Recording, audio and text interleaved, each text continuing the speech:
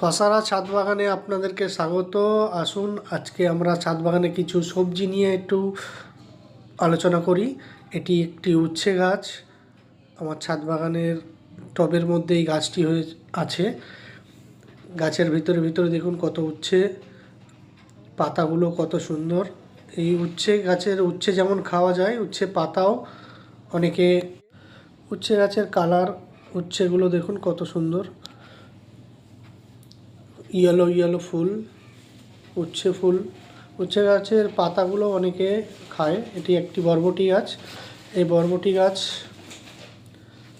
প্রতিটি বোটায় দেখুন দুটি করে বরবটি আছে। এগুলো মোটামুটি আমার এই ছাদ বাগান থেকে দিনের সবজি এখান থেকে আমরা পেয়ে যাই।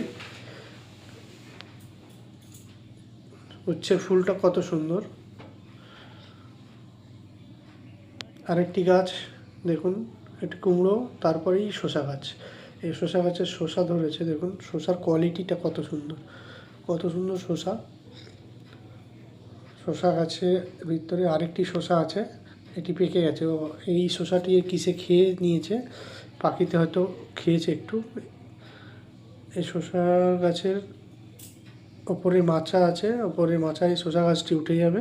তো এই শসাটি তুলে নেব, যেহেতু পেকে গেছে এবং কিছু খেয়েছে, তুলে নিলাম। এটি একটি কুমড়ো গাছ। কুমড়ো গাছের কত সুন্দর একটি কুমড়োর জালি পড়েছে। এই কুমড়ো গাছটি একটি ছোট্ট টবের মধ্যে আছে। টবটিকে আপনাদেরকে দেখাই। আমাদের জলের ড্রাম যে আছে, জল ব্যবহার করা হয়, সেই ড্রামকে কেটে টব তৈরি করা।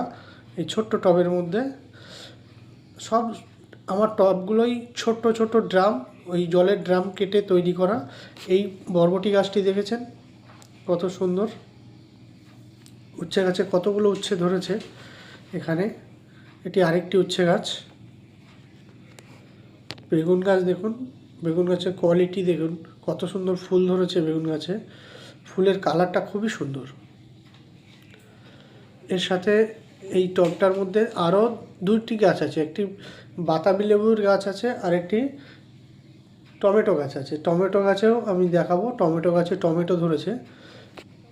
একই টবের মধ্যে তিনটি গাছ। টমেটো গাছে দেখুন কত সুন্দর টমেটো ধরেছে।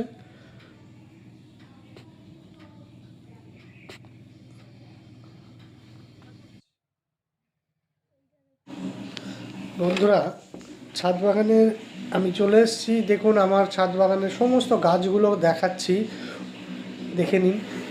দিল গার্ডেন গার্ডেন হয়ে যায় আমার এই ছাদ বাগান দেখে।